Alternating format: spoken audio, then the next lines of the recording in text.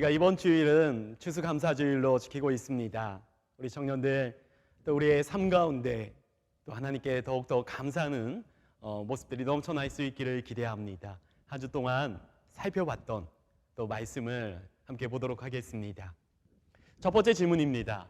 빌립보 지역의 성도들이 하나됨을 실천하기 위해 필요한 첫 번째 모습은 무엇인가요? 이번 주 우리가 살펴보았던 본문은 빌립보서 1장의 내용과 연결이 됩니다. 바울은 1장 27절에서 그리스도의 복음에 합당하게 생활하라라고 합니다.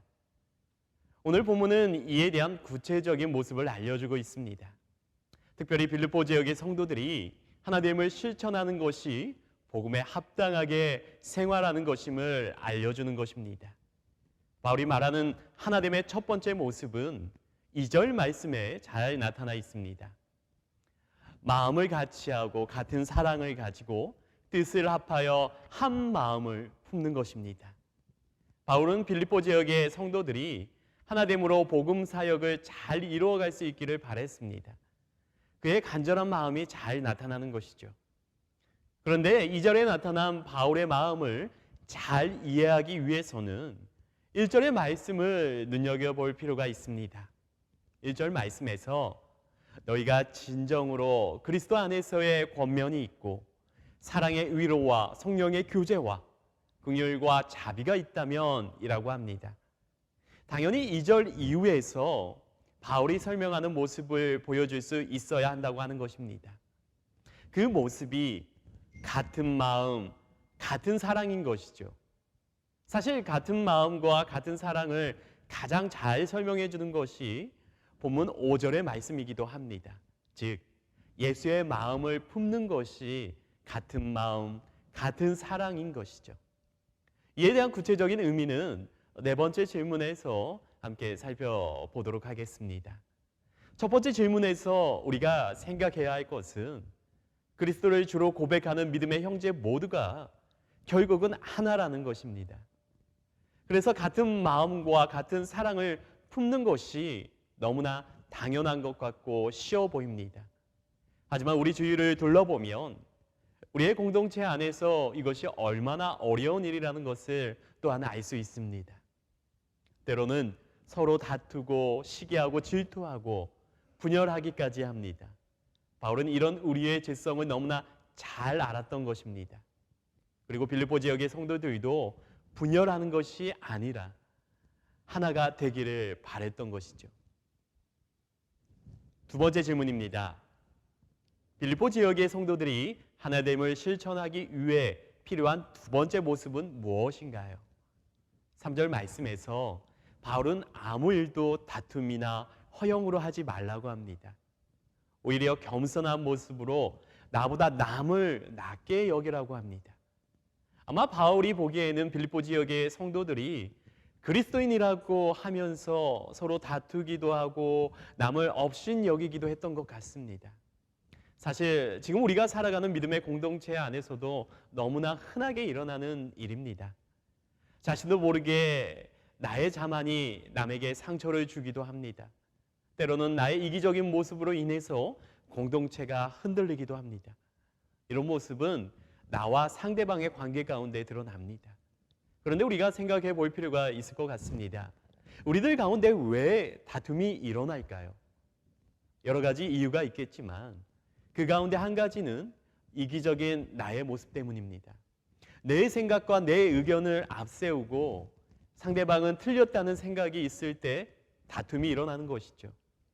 자기 중심적인 모습을 보일 때 다툼이 일어나는 것입니다. 결국 겸손하지 못한 모습이 나와 다른 사람의 관계에 영향을 미치는 것이죠.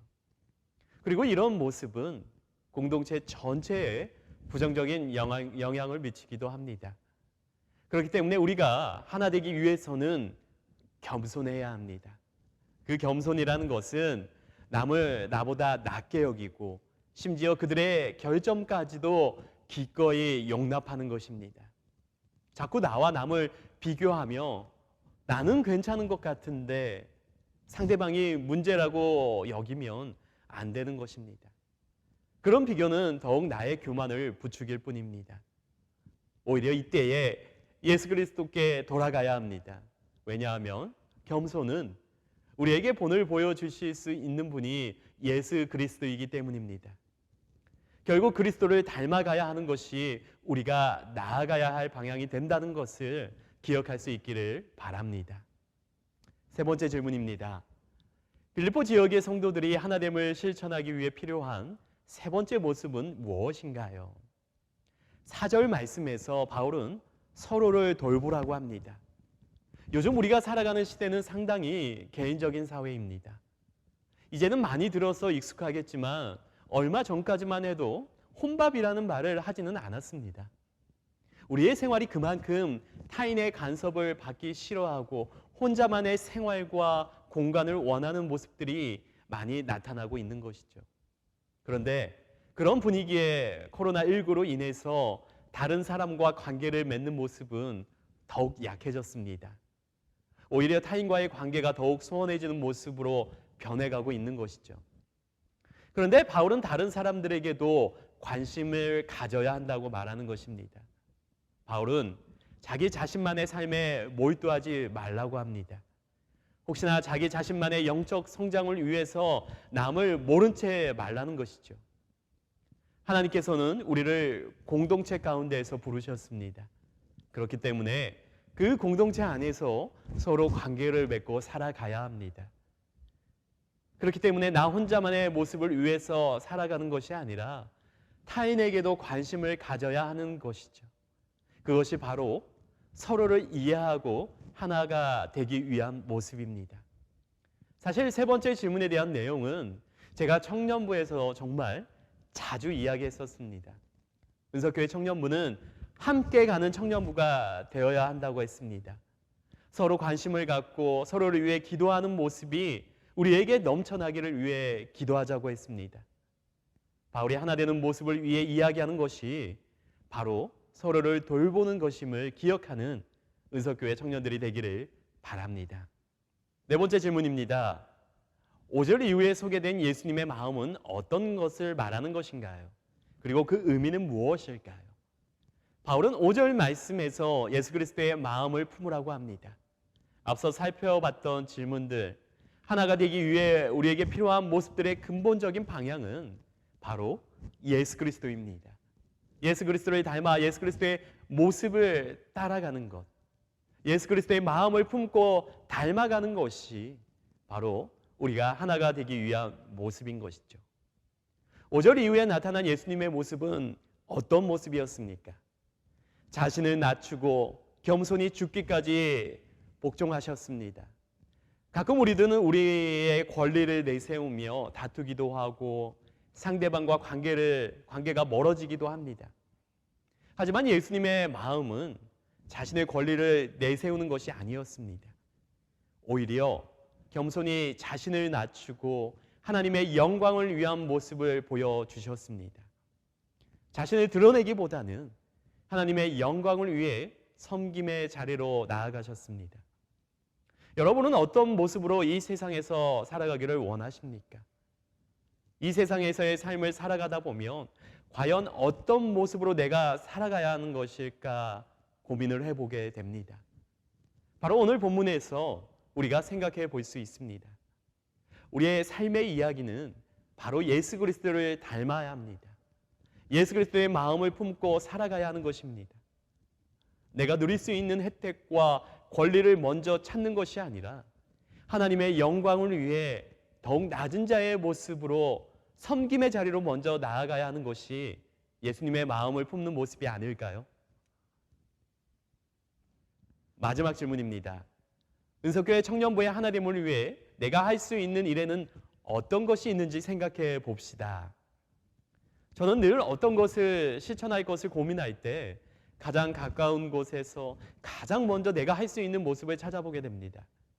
우리 청년들도 우리 청년부의 하나됨을 위해 할 수 있는 일을 너무 크게 생각하지 않았으면 좋겠습니다. 그리고 너무 어렵게 생각하지 않았으면 좋겠습니다. 서로의 상황과 사정에 따라 다르겠지만 가장 필요한 모습 중에 하나는 서로에게 관심을 갖는 것입니다. 특히 우리 청년부는 코로나로 인해서 함께 모이지 못하고 있습니다. 가끔 청년들과 전화로 이야기를 나누다 보면 우리 청년부 안에서도 서로의 소식을 잘 모르고 만나기도 힘들다고 그렇게 말하기도 합니다. 너무나 안타까운 현실 가운데 처해 있기는 하지만 우리가 함께 모일 날을 기대하며 청년부 공동체에 관심을 가질 수 있기를 바랍니다. 그리고 이후에 우리가 모일 때는 예수 그리스도의 마음을 닮아서 청년부에서 겸손히 섬길 수 있도록 기도로 준비할 수 있는 은석교회 청년들이 되기를 소망합니다.